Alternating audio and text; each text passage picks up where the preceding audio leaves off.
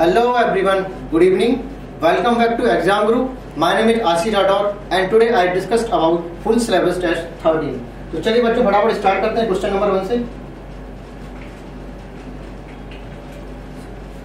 All the cell of embryo sac are diploid in nature. गलत है.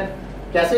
कहते हैं जो आपकी स्पोरेंजिया है, इसकी एक स्पेशल सेल जिसे कहते हैं मेगास्पोर मदर सेल SMC. कैसी होती है? 2n नेचर की. ठीक है.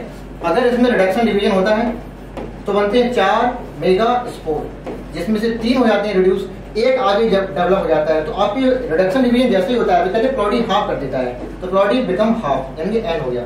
अब यही इसमें 3 बार एफएनडी होगा, है ना. F&D 1, 2 and 3. तो 8 से 2 न्यूक्लियाई, 2 से 4 एंड देन 4 से 8 न्यूक्लियाई फाइनली आपके बन जाएंगे. तो कहते हैं 8 न्यूक्लियाई साइबर सेल स्ट्रक्चर जो आपकी बनी है दैट इज एम्ब्रियो सेल. ठीक है, ये आपके बन गया embryo cell. Also called female gametophyte. All cells of embryo sac are haploid in nature due to spore mother cell by having reduction division that is meiosis. ठीक है, meiosis होने की वजह से haploid है. तो सारी कैसी है? haploid in nature. ठीक है, तो आपका पहला गलत हो गया. The formation of embryo sac is started from functional megaspore. वही मैंने बोला था. ये स्पोर मदर सेल है, रिडक्शन डिवीजन के बाद जो 3 डीजेनरेट हुई है और एक जो बची हुई मेगास्पोर मदर सेल है, इसी को कहते हैं फंक्शनल, क्योंकि आगे जाके काम करेगी, यही डेवलप होगी. तो ये आपकी फंक्शनल मेगास्पोर है. तो बिल्कुल सही बात है. तो असर्शन आपका गलत हो गया, रीजन आपका सही है. Hence answer is third, A is false and R is true. ठीक है, नेक्स्ट देख लो. मैचिंग है. How many matching are incorrect with reference to biodiversity के रिगार्डिंग है. तो एक बात जान लीजिए, जब हम लैटिट्यूडनल ग्रेडियंट देखते हैं या एल्टीट्यूडनल ग्रेडियंट देखिए, पहाड़ों पे देखते हैं तो कहते हैं एल्टीट्यूड ग्रेडियंट ऊपर जाने पे, और इसे बोलते हैं लैटिट्यूडनल ग्रेडियंट. तो कहते हैं इक्वेटर से जब हम पोलर की तरफ जाते हैं तो बायोडायवर्सिटी हमेशा घटती है. ठीक है, तो एक चीज रख लो आप, सिंग SING. कहते हैं कोलंबिया, इंडिया, न्यूयॉर्क एंड ये ग्रीनलैंड. ठीक है, तो इसमें लगभग बायोडायवर्सिटी घटती जाती है. तो NCERT ने जो सिंग मतलब ये 4 जगह है, इनमें कुछ आपकी बर्ड की स्पीसीज दी है. कहते हैं आपकी यहाँ पे मान लीजिए मैंने CING. ठीक है, तो इक्वेटर में लगभग बर्ड की स्पीसीज घटती आएंगी. कोलंबिया में लगभग हो जाती है आपकी कितनी 1400 स्पीसीज, इंडिया में होती है 1200 स्पीसीज बर्ड की, और यहाँ पे आपका न्यूयॉर्क में होती है लगभग 105 स्पीसीज, और ग्रीनलैंड में होती है 56 स्पीसीज. ये लर्निंग डाटा एक प्रकार से है, रटने वाली चीज है. तो आपने समझा है कि जो आपका लैटिट्यूडनल ग्रेडियंट हो या फिर एल्टीट्यूडनल ग्रेडियंट हो, जब ऊपर जाते हैं इक्वेटर से ऊपर या फिर आपकी सरफेस के ऊपर जाएंगे तो आपका जो बायोडायवर्सिटी है वो डिक्रीज होती जाती है. ठीक है, तो बायोडायवर्सिटी डिक्रीज, और बाकी लर्निंग डाटा है. तो मैचिंग देख लेते हैं हम. इंडिया कितनी होती है? 1200 स्पीसीज मैंने लिखा है, इंडिया 1200 स्पीसीज. तो ये कितने में 1400 बता रहे हैं. हाँ 1200 बता रहे हैं. ठीक है, तो मोर देन 1200 आपका पहला सही हो गया. अमेजोन रेन फॉरेस्ट में कहते हैं 1300 स्पीसीज होती है. ये डाटा अलग से याद रख लीजिए. ठीक है, और इतना ही नहीं, कहते हैं इनवर्टेब्रेट की 1,25,000, प्लांट की 40,000, फिश की 3,000, और भी रेप्टाइल्स हैं, एम्फीबिया है 427, कुछ 378 ऐसे करके स्पीसीज बहुत सारी दी गई हैं. तो इसमें जो बर्ड है अमेजोन रेन फॉरेस्ट की बात कर रहे हैं हम. ये बर्ड किसके चाहिए? नॉर्मल बता रहे थे, ये सिर्फ अमेजोन रेन फॉरेस्ट का था 1300 डाटा. ठीक है, तो इसमें 1300 एक 1400 बोल रहे हैं, तो गलत हो गया. तो कितना है? 1300. ठीक है, कोलंबिया में अभी बता चुके हैं कितनी थी? 1400 थी. ठीक है, ये 1500 था, तो ये भी गलत हो जाएगा. और ग्रीनलैंड में हम बता चुके कितनी? 56 थी. ये कितनी बता रहे हैं? 105. ये भी गलत हो जाएगा. तो क्वेश्चन क्या पूछा था? Incorrectly match. तो इनकरेक्टली मैच कितने हैं? 1, 2 and 3. The answer will B second. ठीक है, नेक्स्ट देख लेते हैं. कहते हैं many coenzyme have essential chemical component which is, क्या हो सकते हैं? देखो आपका जो होलो एंजाइम है, फटाफट से देख लेते हैं. Holoenzyme equal to apoenzyme and cofactor. ठीक है, कोफैक्टर. कहते हैं जो एपो एंजाइम है प्रोटीन पार्ट है, और जो कोफैक्टर है नॉन प्रोटीन पार्ट होता है. अब ये नॉन प्रोटीन मेटल आयन हो सकता है, कोएंजाइम हो सकता है, एंड प्रोस्थेटिक ग्रुप हो सकता है. Non metal. ठीक है, ये नॉन प्रोटीन पार्ट है. तो आपका जो कोएंजाइम है ये एक प्रकार का क्या है? कोफैक्टर है. These are the cofactors. ठीक है, कैसा होता है? नॉन प्रोटीन नेचर का होता है, नॉन प्रोटीन नेचर का होता है. ओके, तो इसमें जो मैग्नीशियस केमिकल कंपोनेंट है वो क्या होते हैं? जैसे कि NAD ले लो, NADP ले लो. ठीक है, तो निकोटिनोइड, एडेनिन, डाइन्यूक्लियोटाइड एंड फास्फेट, ये सारी चीजें क्या है? ये केमिकल कंपोनेंट है जो किसमें होते हैं? कोएंजाइम होते हैं. तो कहते हैं जो निकोटीन, अब जैसे निकोटिनामाइड है, इसमें मेनली क्या होती है? Nicotinic acid. बोले तो नियासीन है ना. बोले तो विटामिन B3, विटामिन B3. तो विटामिन B3 जो मेन कंपोनेंट है किसका, एनएडी। एनएडी क्या, कोफैक्टर। कोफैक्टर का होल एंजाइम का पार्ट है। कैसा पार्ट है, नॉन प्रोटीन पार्ट है, ठीक है। तो कहते हैं पार्टिकल्स हो गए। तो आंसर हो जाएगा थर्ड। नेक्स्ट देख लेते हैं, ये क्या है, इम्प्लांट्स है। These are the implants, implants, ठीक है। अब इसमें या तो ओनली प्रोजेस्टेरॉन सीक्रेट होता है ना, प्रोजेस्टेरॉन, या फिर प्रोजेस्टेरॉन के साथ साथ प्लस ईस्ट्रोजन के कॉम्बिनेशन भी लेते हैं। तो दोनों कॉम्बो हम इसमें ले सकते हैं, ठीक है। तो ऑप्शन में इसके रिगार्डिंग हम देख लेते हैं क्या कह रहा है। It's kind of barrier method of contraception. नहीं, गलत हो गया। ये बैरियर मेथड कैसे हो सकता है, क्योंकि बैरियर मेथड में क्या आते हैं, कंडोम्स आते हैं, मेल कंडोम्स, फीमेल कंडोम्स, है ना, और आपके बॉल्स वगैरह आते हैं, सर्वाइकल कैप्स आती हैं, ये सारे बैरियर मेथड होते हैं। These are the not barrier method, है ना। और एक काइंड ऑफ आईओडी हो नहीं सकता कि आईओडी 3 प्रकार की थी, ठीक है, non medicated, medicated and copper releasing, है ना। मेडिकेटेड में 2 थी, copper releasing and hormone releasing. Copper D में कौन सा था, copper D, copper 7 and Multiload 375। Hormone releasing में एर्नी 20 एंड प्रोजेस्टर सर्ट, ये सारी चीजें थी। तो ये भी आईओडी भी नहीं है ये, है ना। इंट्रा यूट्राइन डिवाइसेस, मतलब ऐसी डिवाइसेस जो यूट्रस के अंदर हम इंसर्ट करते हैं। तो यूट्रस के अंदर इंसर्ट नहीं करते, एक्चुअली में इसको हम हाथ में लगवा देते हैं, है ना, पैर में लगवा सकते हैं, बॉडी के किसी भी पार्ट में लगवा सकते हैं, यूट्रस में इनको इम्प्लांट किया जाता है, ठीक है। तो ये भी कहते हैं ओनली प्रोजेस्टेरॉन नहीं, अभी मैंने बताया था प्रोजेस्टेरॉन के साथ साथ ईस्ट्रोजन कॉम्बो ले सकते हैं, है ना। तो ये भी गलत हो गया। तो आज में पूछ क्या रहा था, नॉट करेक्ट। तो सारे के सारे कैसे नॉट करेक्ट है, तो ऑल ऑफ दीज, है ना। आगे देख लेते हैं, the transfer of sperm into female genital tract क्या बोलते हैं, इंसेमिनेशन, है ना।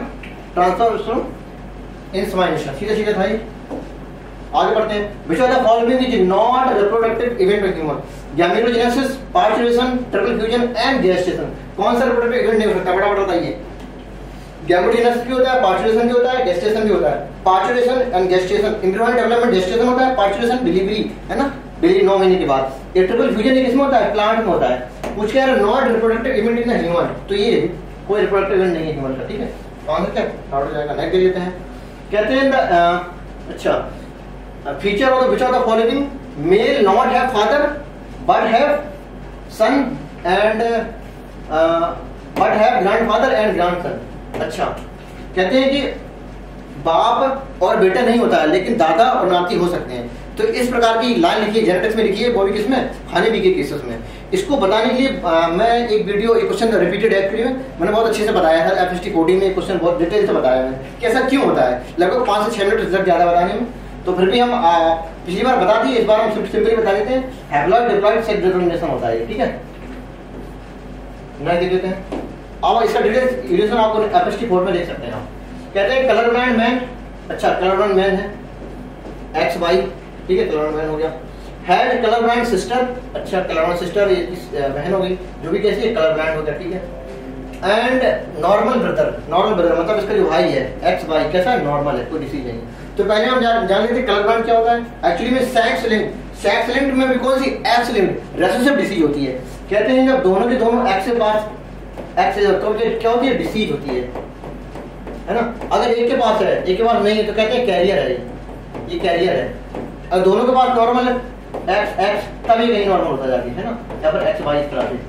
तो क्या है, रेसेसिव डिसीज है, एक्स लिंक्ड रेसेसिव डिसीज। अब इनमें देख लेते हैं क्या पॉसिबिलिटी हो सकती है इनके फिनोटाइप, मतलब जीनोटाइप इसका पेरेंट्स का, the genotype of the mother and father, मतलब पेरेंट्स का मैं जीनोटाइप बताना इनके बेसिस पे। देखो ये दोनों के दोनों भाई हैं, मतलब ये क्या है, सन बोले तो मेल है, और ये क्या है, फीमेल है बोले तो डॉटर है। अब इनकी हमें पेरेंट्स देखा है। देखो एक बात जान लो, जो मेल है इसके पास एक ही एक्स होता है, और एक ही एक्स हमेशा मम्मी से मिलता है। एक एक्स है, एक हम लोग के पास एक एक्स है, एक भाई मेल के पास। तो हमारे पास जो एक एक्स है सिर्फ कहाँ से मिलता है, मम्मी से। किसको होता है, तो हम लोग का जो एक एक्स आया वो कहाँ से आया, मम्मी से। तो मान लो एक्स एक्स मैंने यहाँ बना दिया और मम्मी से एक मिला है, ठीक है, तो ये आ गया, मतलब एक मिल गया यहाँ, ठीक। और कहते हैं एक नॉर्मल है एक डिसीज है, तो मतलब एक यहाँ पे नॉर्मल हो जाएगा और एक डिसीज हो जाएगा, है ना, ऐसे कहते हैं। दोनों डिसीज कर दिया मैंने, ठीक है, एक डिसीज हो गया, नॉर्मल हो गया, ठीक है। अब कहते हैं फीमेल के पास 2 एक्स होते हैं, एक मम्मी से मिलता है, ठीक है, और एक कहाँ से मिलता है, पापा से मिलता है, x Y.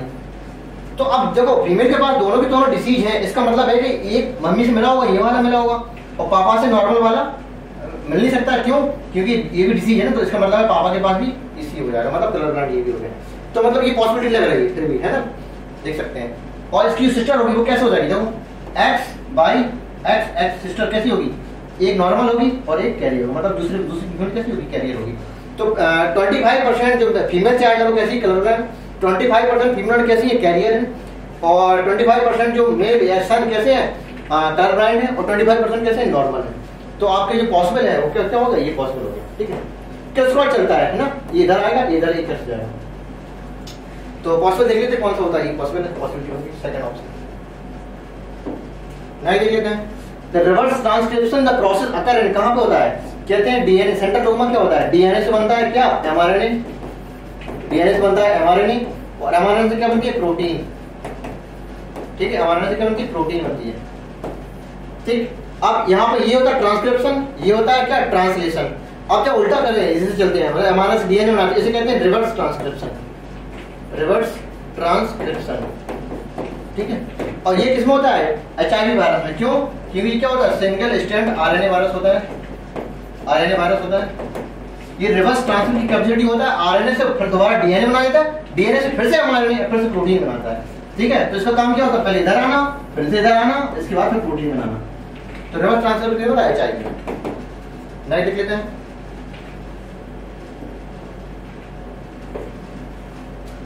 Radio active isotope P32 and S35, कहते हैं नॉर्मल P कितना होता है 31 और नॉर्मल सल्फर कितना होता है 32। अगर नॉर्मल लेके रेडियो एक्टिव लेते हैं तो P कितना हो जाता है 32 हो जाता है, और S कैसे हो जाता है S35 हो जाता है, ठीक है। इसकी लेबलिंग करते हैं किसमें, प्रोटीन में करते हैं, और इसकी किसमें करते हैं, न्यूक्लिक एसिड बोले तो डीएनए में करते हैं।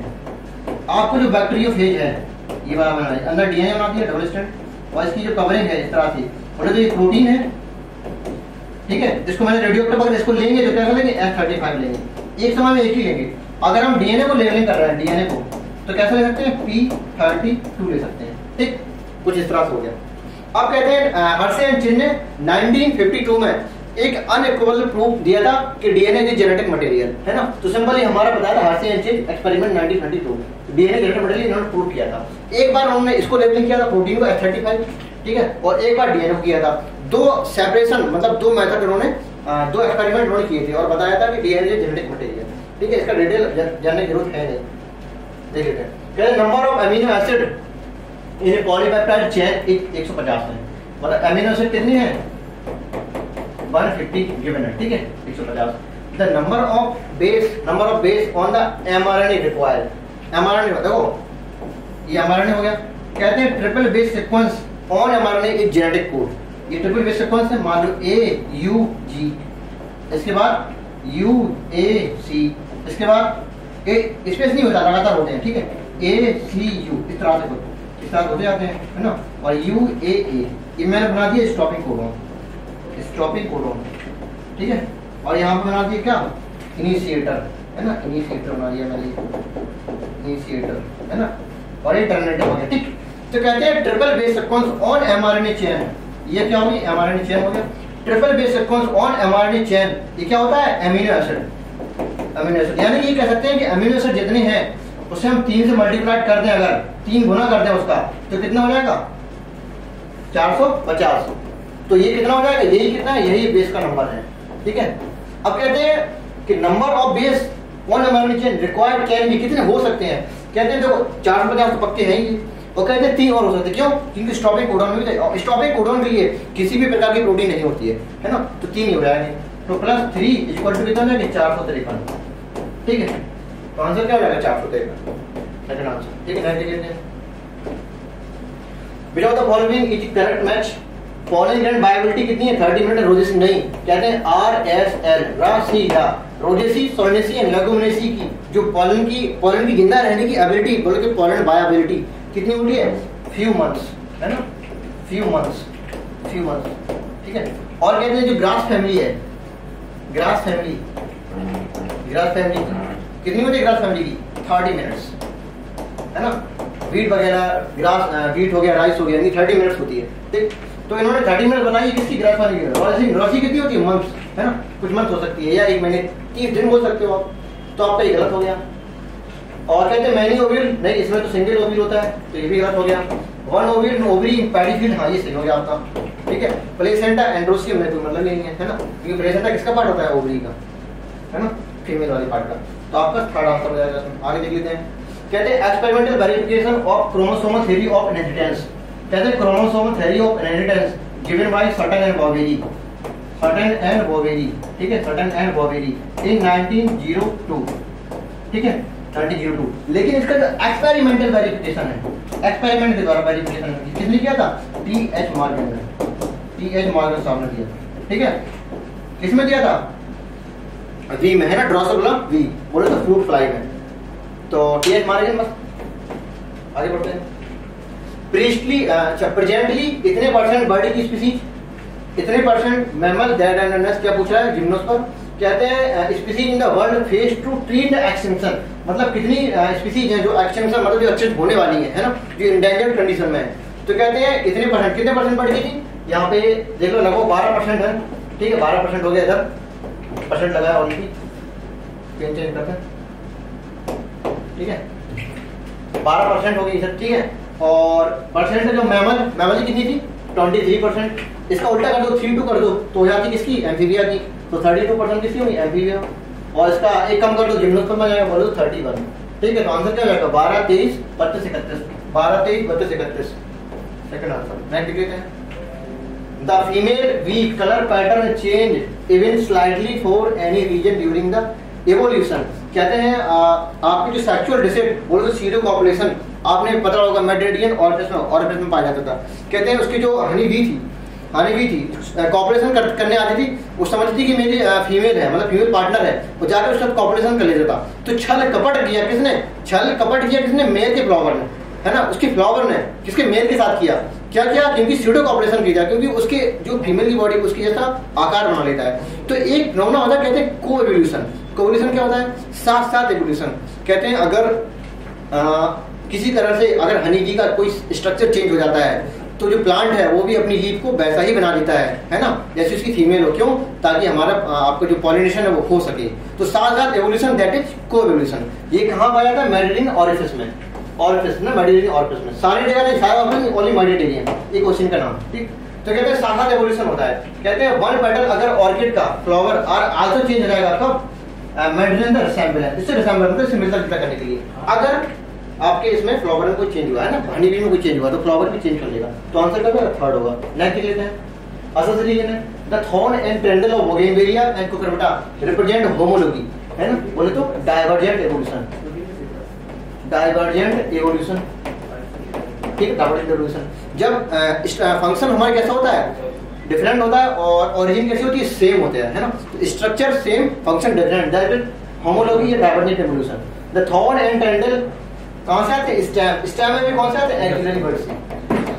एक्सिलरी बर्ड की मॉडिफिकेशन होता है, कभी ये थॉर्न बना देगा, कभी ये आपका टेंडल बना देगा, है, तो सपोर्ट के लिए है।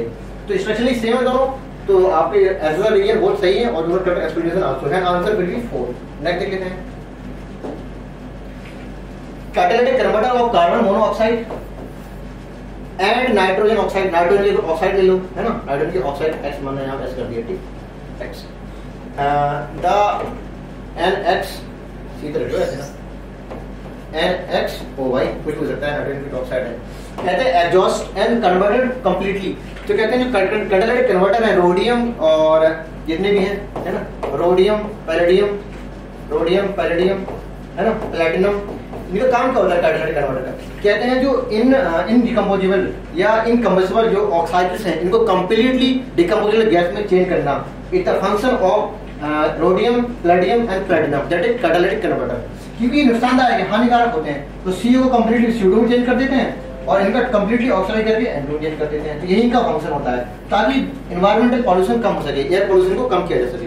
तो हमारा ये एम था। तो इनका सिंपली क्या होता है? CO2 और N2 को चेंज कर देंगे, ठीक है। देख लेते हैं।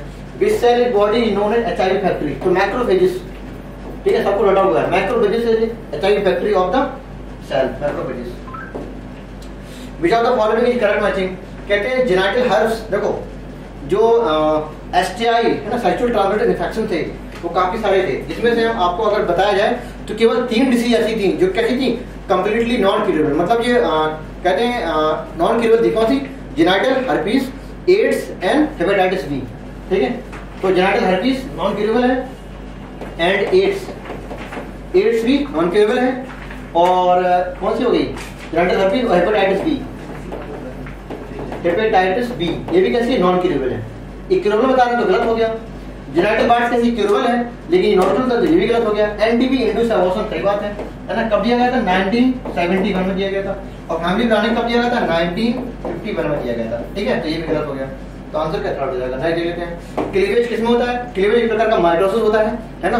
और ये जाइगोट है वही क्लीवेज करेगा, है ना। तो 2 से 4, 4 से 8 से 16 से 32 सेल बनती जाती है और एम्ब्रियो का फॉर्मेशन हो जाता है।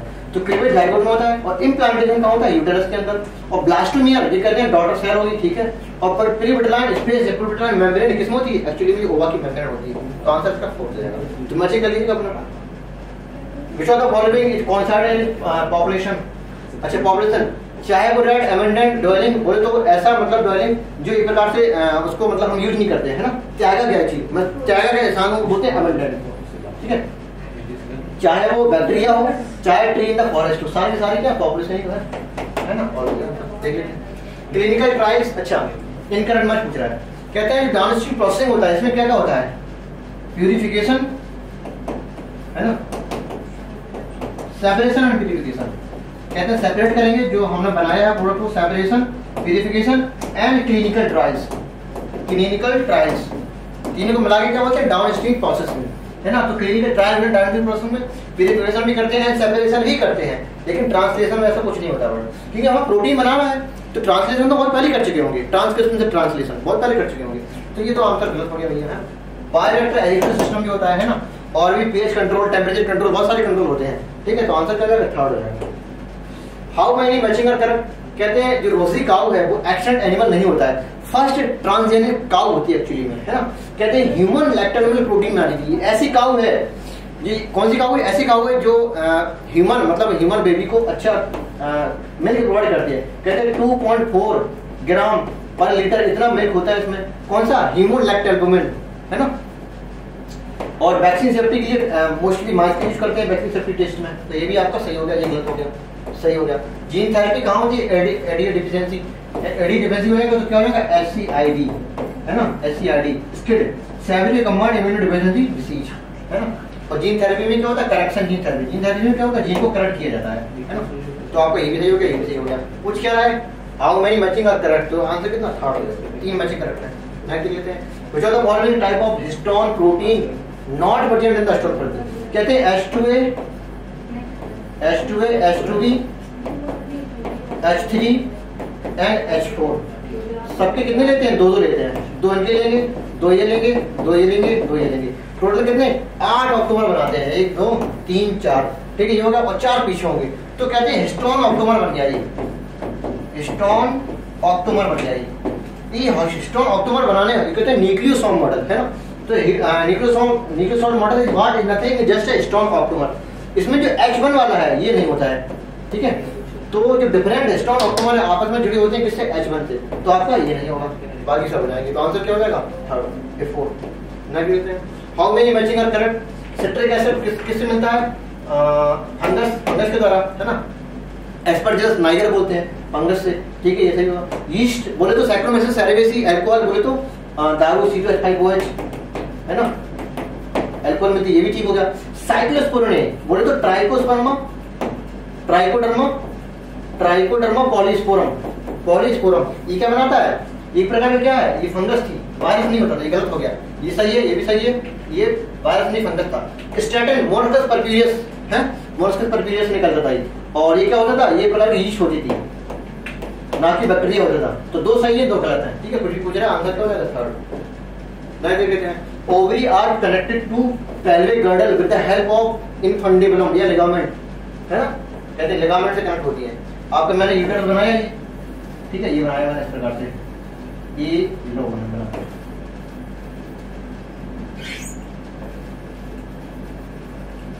ठीक है, ये बना दिया इस तरह से। और इस तरह से कुछ यूटेरस बन गया, ठीक है। कहते हैं ओवरी यहाँ पे ऐसे करके लगी होती है, इधर करके ऐसे करके, ठीक है। तो ओवरी किससे कनेक्ट होती है, पेल्विक गर्डल से, एक प्रकार के लिगामेंट से। तो आंसर क्या हो जाएगा, 4। कहते हैं 8 से सेल स्टेज जाइगोट की क्या बोलते हैं, मॉरुला, ठीक है। और इसके बाद क्या होती है, ब्लास्टुला, फिर देन गैस्ट्रुला। तब गैस्ट्रुला क्या होता है, गैस्ट्रेशन पीरियड 9 मंथ का होता है, and then pasteurisation. And answer will be morula, second answer. Next लेते हैं, एसोसिएशन है human blood group a good example of multiple allelism. बिल्कुल सही बात है। Multiple allelism, what is multiple allelism? कहते हैं जब एलीड्स एक से ज्यादा आ रहे हैं, जैसे I A, I B and then I nought, बोले तो आई ओ, तो कहते हैं 3 एलील है। नॉर्मली 2 एलील होते हैं एक जीन के अंदर, ठीक है। तो बोथ पेयर ऑफ एलील क्या होते हैं? जीन होते थे, ठीक है। तो एलिलिक पेयर जीन बोल सकते हैं। 3 एलील इसे मल्टीपल एलिडिज्म। ये किसमें होता है? एबीओ ब्लड ग्रुप सिस्टम में, एबीओ ब्लड ग्रुप सिस्टम में, ठीक है। तो पहला सही हो गया, because the human blood group controlling gene had 3 allele, I A, I B and both are correct and correct explanation also. Hence answer is 4, ठीक है। Competitive inhibitor are used to often controlling biocontrol pathogen, है ना। Competitive biomolecular question था, biocontrol. जो competitive inhibitor होता है biocontrol agent के control में यूज किया जाता है। थर्ड आंसर मैं देख लेते हैं। Which statement regarding the lipid, lipid के रिगार्डिंग कि these are the generally water soluble नहीं होते, वाटर इनसॉल्युबल होते हैं, गलत हो गया।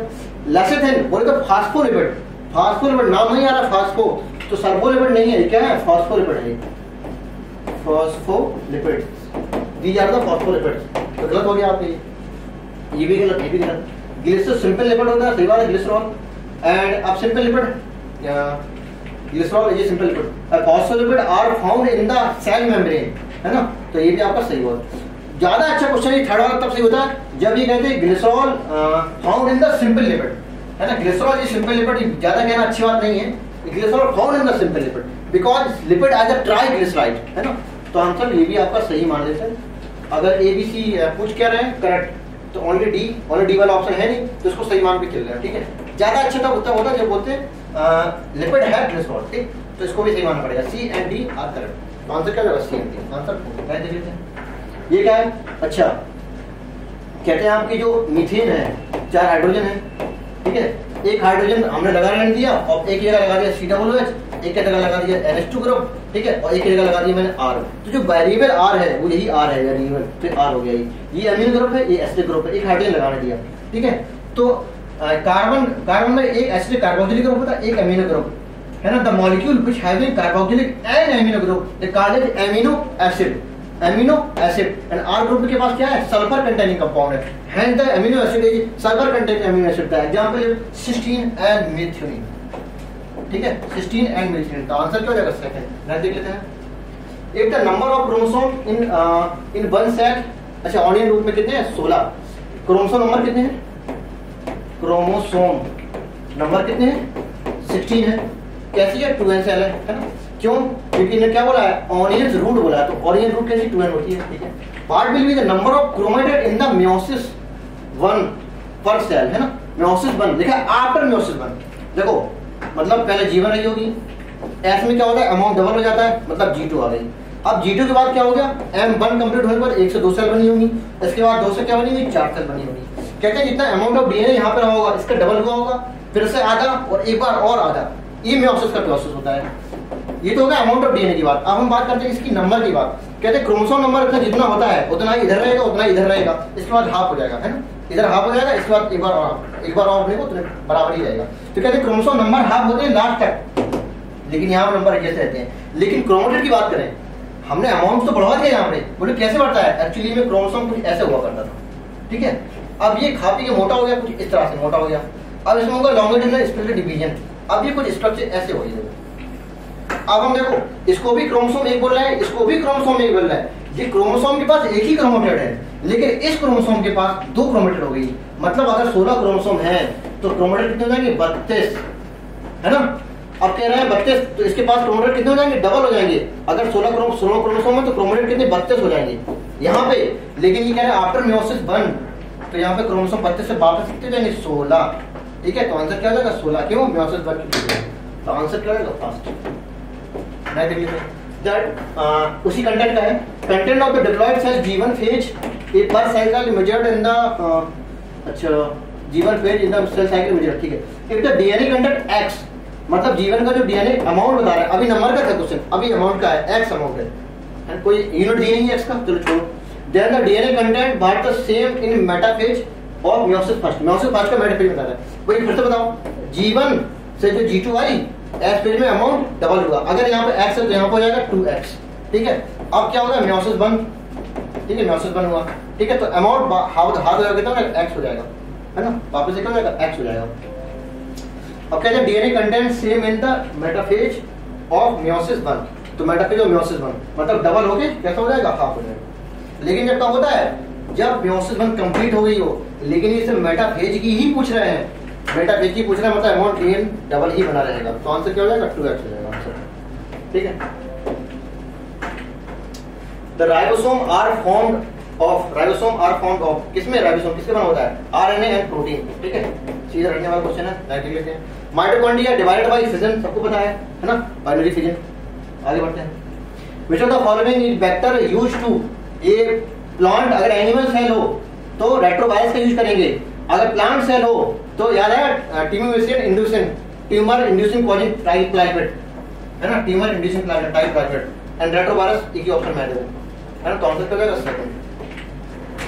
द पॉन्ड, देखो इनिशियल पॉपुलेशन कितनी है, 20, कोई पॉन्ड है उसमें इनिशियल पॉपुलेशन 20 है। ठीक है, कहते हैं last year through the introduce 4 new plant DNA, तो कितना हो जाएगा, 4 नया है। ठीक है, प्लस प्लस 4 नया कितना हो जाएगा, 24 पॉपुलेशन हो गई उसकी। ठीक है, ये n बराबर हो गया, ये भी n बराबर हो गया, n आई है, ये n फाइनल है। तो कहते हैं चेंज अपॉन इनिशियल लगा दो हमेशा, चाहे नेटिलिटी पूछे चाहे मोर्टेलिटी, हमेशा फॉर्मूला लगाओ चेंज अपॉन इनिशियल। ठीक है, तो आपकी डेथ रेट भी आ जाएगी और बर्थ रेट भी आ जाएगी। चेंज अपॉन इनिशियल लगा तो चेंज कितने का है, 4 का, इनिशियल वैल्यू कितनी है 20, कितना आ जाएगा 0 या 0 हो जाएगा ना 0.2। ठीक है, 0.2।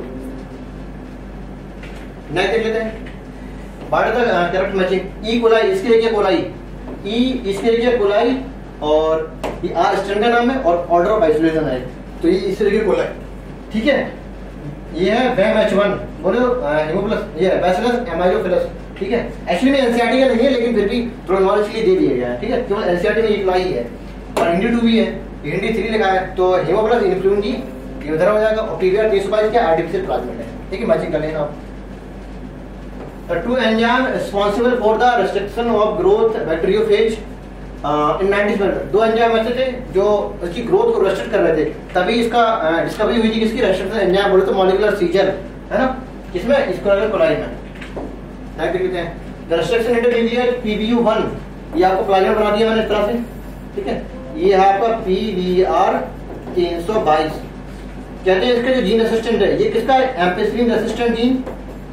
ठीक है, और ये मान लो टेट्रासाइक्लिन रेसिस्टेंट जीन, और ये रेसिस्टेंट किन 2 रकमों में सीक्वेंस के लिए हो जाता है, PBU first and PST first. ठीक है, और ये होता था किसके लिए, VAMH1 है ना, याद आया, और सेल 1।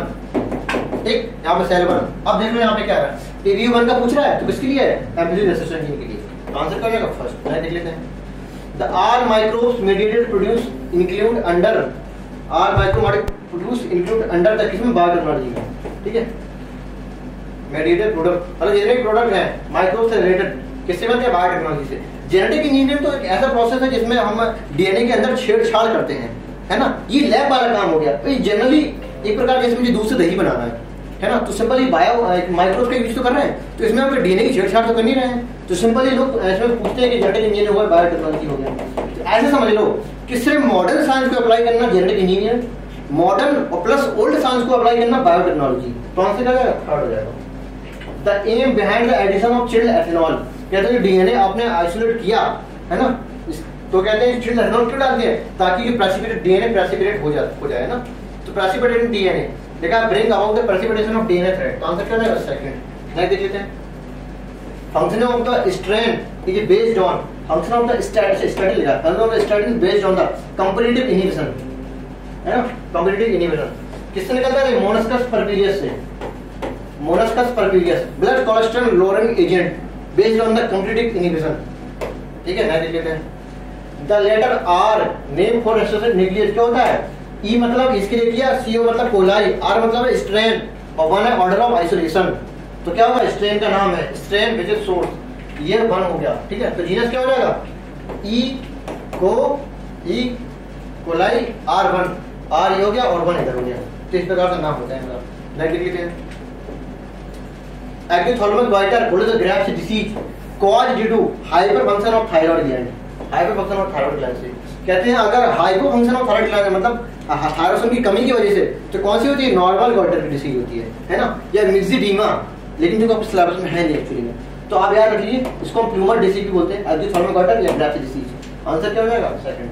नेक्स्ट देख लेते हैं, मैचिंग है hypothalamus anterior pituitary testis and ovary. ठीक है, देख लेते हैं।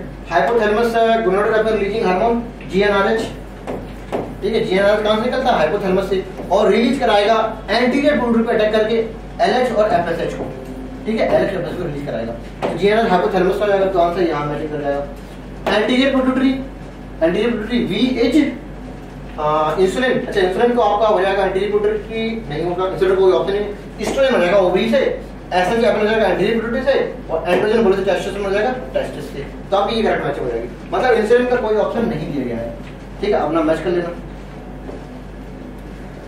Find out the pair which are correctly matched. Cyanobacteria biopesticide नहीं होता है, एक प्रकार से क्या होता है, बायो फर्टिलाइजर होता है, ये बायो फर्टिलाइजर होता है। Mycorrhiza solubilisation of phosphate, mycorrhiza association जहां भी होगा, जैसे इसका एक जीनस होता है ग्लोमस, ठीक है, तो ग्लोमस वहीं पे ज्यादा ग्रो करेगा जहां पे फास्फोरस का अमाउंट ज्यादा होगा, ठीक है, तो फास्फोरस को सोलबिलाइजेशन करके एब्जॉर्ब कर लेता है, ठीक है, तो आपको ये सही हो गया तरह से। बैसिलस थोराइजेनेसिस कहां गया इसका थोराइजेनेसिस, ये इधर आ गया, देखो बैसिलस थोराइजेनेसिस इधर आ गया, ठीक है, तो क्राई प्रोटीन बनाता है, ये भी ठीक हो गया। और सिंगल सेल प्रोटीन राइबोसोम नहीं है, यहाँ मेथाइलोफोकस कौन सा होता है, मेथाइलोफोकस होता है कुछ, है ना, तो राइबोसोम नहीं होता है यहाँ पे। राइबोसोम का आपका क्या है, लेगुमिनस फैमिली सिम्बायोटिक रिलेशन में कर सकता है, सिंगल सेल प्रोटीन में नहीं। यहाँ पे आप लिख सकते हैं किसको, स्पाइरुलाइना, है ना, क्लोरेला सिंगल सेल प्रोटीन, तो ये गलत हो गया। तो क्या पूछ रहा है, करेक्ट पूछ रहा है, तो B and C correct. Answer क्या हो जाएगा, सेकंड। नेक्स्ट देख लेते हैं। During the amplification of gene using PCR the highest temperature कहां पे होता है, डीनेचुरेशन वाले प्रोसेस में। कहते हैं 3 प्रोसेस होते हैं, डीनेचुरेशन, एनिलिंग और होता है तीसरा वाला कौन सा, एक्सटेंशन, ठीक है, डीनेचुरेशन। दोनों डीएनए स्ट्रैंड को अलग अलग करना क्या होता है, डीनेचुरेशन, मतलब डीएनए को डीनेचर्ड कर देना, डीनेचुरेशन। इसके बाद होता है क्या, एनिलिंग, जो आपका न्यूक्लियोटाइड है ऑलिगोसैकेराइड इसको बोलते हैं, उसमें स्टार्टिंग प्राइमेट चिपकाना कहते हैं, एनिलिंग मतलब चिपकाना। और होता है कौन सा, ये वाला एम्प्लीकेशन भी बोल सकते हैं उसको, एक्सटेंशन को, है ना, डीएनए का अमाउंट अपोजिट स्ट्रैंड में बढ़ने लगता है, इसे कहते हैं एक्सटेंशन। चलिए सबसे ज्यादा टेम्परेचर कहाँ होता है, टेम्परेचर सेंसिटिव तो होगा, टेम्परेचर सब जगह होगा, लेकिन सबसे ज्यादा टेम्परेचर होगा किसमें, डीनेचुरेशन में। क्यों, डीएनए का अमाउंट अलग करना है इसलिए, ठीक है। Some ureotelic organism retain in the some amount of kidney in the matter, बिल्कुल सही बात है। कहते हैं आपका ये ओवल कैप्सूल हो गया, PCT, BCT, Henle loop, BCT and Clifton. कहते हैं कुछ अमाउंट यूरिया का यहाँ से निकल के चला जाता है एसेंडियम ऑफ हैलेलूप में। ऐसा इसलिए करते हैं ताकि यूरिया कंसंट्रेशन बनी रहे, है ना। By the retaining urea ureotelic organism maintain desired osmolarity, कितनी 1200, ठीक है। इसलिए answer correct and correct explanation also है, answer will be first. Next देख लेते हैं। The kind of gamete, phenotypic, genotypic, allele. अच्छा, जो एबीए वाला जो सिस्टम है इसमें क्या क्या पूछा है, गैमीट पूछा है, 4 चीजें पूछी है। देखो एक बात जान लो, पहले हम इसके बना देते हैं क्या, जीनोटाइप, आई ए तो ब्लड ग्रुप हो जाएगा क्या, ए। अगर हो जाएगा आई ए आई नॉट तो ब्लड ग्रुप हो जाएगा क्या, तब भी ही रहेगा क्योंकि हेटेरोजाइगस कंडीशन में। अगर हो जाएगा I A I B, well B वाला लेते हैं, ठीक है, आई बी तब ब्लड ग्रुप हो जाएगा B, I B I not तब भी ब्लड ग्रुप हो जाएगा बी, हेटेरोजाइगस कंडीशन में, ठीक है। और देख लो आई ए और आई बी तो ब्लड ग्रुप हो जाएगा ए बी, ठीक है। अगर हो जाता है आई नॉट तब ब्लड हो जाता है ओ। तो देखो जीनोटाइप कितने हो गए, 1 2 3 4 5 6, तो जीनोटाइप कितने हो गए 6, ये वाला इसका आंसर हो जाएगा 6। अब फिनोटाइप कितना है, ए बी और ओ, फिनोटाइप कितने हो गए 4, इसका आंसर कितना हो गया 4। और जितने ही गैमेट बनते हैं उतने ही एलील होते हैं, तो एलील कितने हैं, आई नॉट, आई ए और आई बी, 3 प्रकार के तो हैं देखो, है ना। और इतने ही गैमेट बनेंगे, कैसे, क्योंकि दोनों है, ये अलग हो जाएगा, ये अलग हो जाएगा। जब गैमेट बनेंगे तो आधा पोर्शन अलग हो जाता है, हैप्लॉइड सेट हो जाता है, इधर से काट दो इधर से काट दो, तो 2 प्रकार के गैमेट मिलेंगे आपको, या तो आई 3 प्रकार के मिलेंगे, या तो आई नॉट या आई ए या फिर आई बी, और यही आगे जाओगे एलील 3 प्रकार के। तो कहते हैं गैमेट का और एलील का आंसर सेम होता है, कितना 3 और इधर भी 3। तो देख लो 3 4 6 3, 3 4 6 3, आंसर क्या हो जाएगा 4। Okay, thank you so much, bye bye.